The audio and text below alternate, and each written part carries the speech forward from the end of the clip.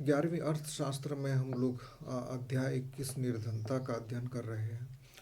और पिछले वीडियो में हम लोगों ने देखा कि हमारा देश चूंकि एक निर्धन देश है तो निर्धनता के क्या क्या कारण हैं, और लगभग हमने 16 प्रमुख कारणों का अध्ययन भी किया था।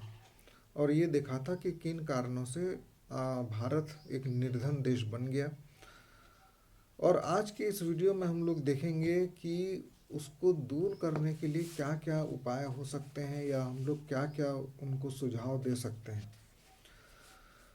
सबसे पहला जो सुझाव है वो है विकास दर में वृद्धि। क्योंकि हम लोग जानते हैं कि निर्धनता का एक प्रमुख कारण आर्थिक विकास की निम्न दर है, और यदि हम लोग कृषि, व्यापार, उद्योग और वाणिज्य का विकास करेंगे तो आर्थिक विकास दर में वृद्धि होगी। विकास की अधिक दर से राष्ट्रीय आय में और प्रति व्यक्ति आय में भी वृद्धि होगी, क्योंकि ये एक दूसरे से जुड़े हुए हैं। जब आर्थिक विकास में वृद्धि होगी तो प्रति व्यक्ति आय में वृद्धि होगी, प्रति व्यक्ति आय में वृद्धि होगी तो राष्ट्रीय आय में भी वृद्धि होगी, और इससे लोगों के जीवन स्तर में सुधार होगा। और इसके द्वारा से हम लोग जो ऐसे लोग जो गरीबी रेखा से नीचे जीवन यापन करते हैं उनको ऊपर उठा सकते हैं। तो सबसे प्रमुख आवश्यकता है विकास दर में वृद्धि। और एक तो अभी कोरोना काल के कारण हमारा विकास दर और माइनस में चला गया, तो अभी तो और भी ज़्यादा इसकी ज़रूरत है। दूसरा है साक्षरता में वृद्धि।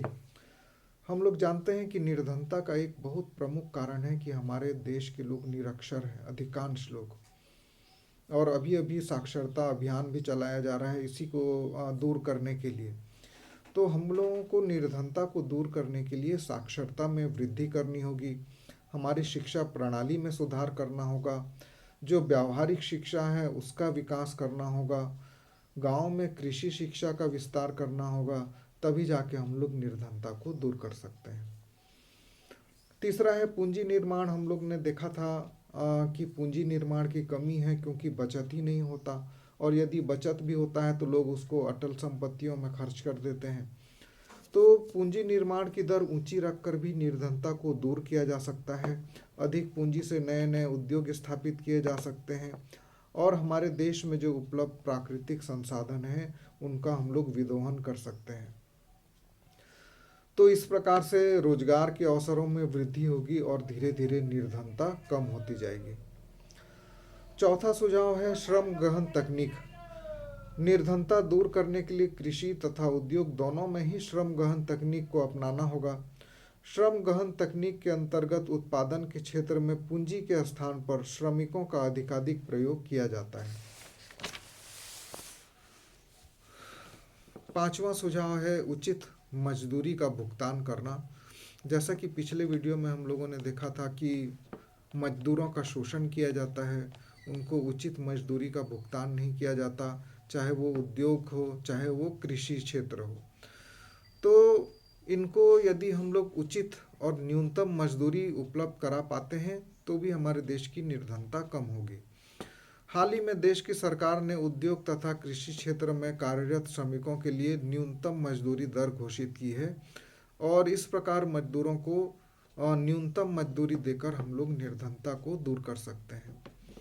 छठवां है कृषि में सुधार। हम लोग इस भाग 2 में शुरू से पढ़ते आ रहे हैं कि हमारे देश की कृषि व्यवस्था बहुत ही लचर है, सुविधाओं का अभाव है, जैसे कि सिंचाई सुविधा है, बीज उर्वरक, नए कृषि उपकरणों का उपयोग, ये सब की कमी है हमारे देश में। तो इनको दूर करके, चकबंदी लागू करके, सहकारिता को प्रोत्साहित करके हम लोग कृषि की दशा में सुधार कर सकते हैं, जिससे कृषकों की आय में वृद्धि होगी।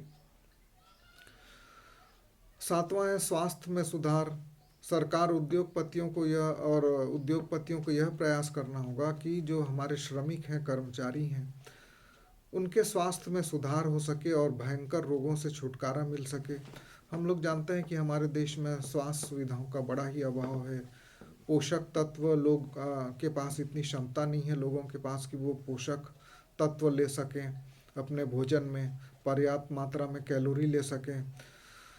तो स्वास्थ्य सुविधाओं में जब तक बढ़ावा नहीं देंगे हम लोग, तब तक हमारे देश में लोग गरीब रहेंगे, और गरीब होने से हमारा देश निर्धन होते जाएगा।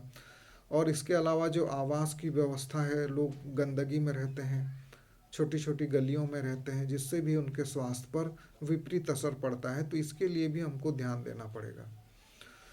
आठवां है जनसंख्या पर नियंत्रण रखना। हम लोगों ने पिछले वीडियो में पहले ही कारण देखा था, सबसे बड़ा कारण गरीबी का है जनसंख्या में वृद्धि। तो इसके लिए हमको नियंत्रण करना पड़ेगा।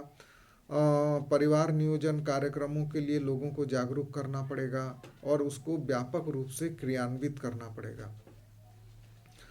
उसके अलावा कुछ अन्य सुझाव भी दिए गए हैं, जैसे कि मद्य निषेध को प्रभावशाली ढंग से लागू करना, बैंकिंग और स्वास्थ्य सुविधाओं का विस्तार करना, मूल्य वृद्धि पर नियंत्रण करना, सामाजिक सुरक्षा के कार्यक्रमों को व्यापक रूप से लागू करना और एक निश्चित उम्र के पश्चात निर्धनों को निर्धनता भत्ता देना चाहिए।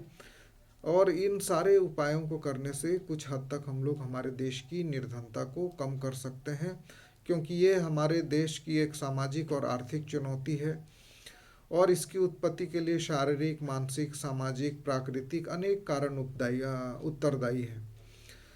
वैसे तो सरकार अपनी योजनाओं में निर्धनताओं को दूर करने का निरंतर प्रयास करती रहती है, परंतु इसके लिए योजनाओं को प्रभावी ढंग से लागू करना बहुत जरूरी है। तो जो सरकार द्वारा प्रयास किया जाता है, आने वाले वीडियो में हम लोग देखेंगे कि गरीबी उन्मूलन के लिए सरकार द्वारा क्या क्या प्रयास किए जा रहे हैं।